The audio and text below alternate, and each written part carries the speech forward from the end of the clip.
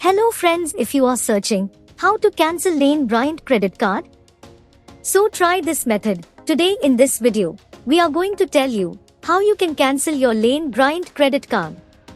Only in some easy steps, all steps you can see on your screen.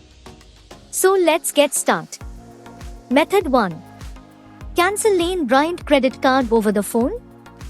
To cancel the Lane Bryant credit card, you need to contact the customer service of the card's issuer on the number provided on the back of the card, or you can call at 1-866-886-4731.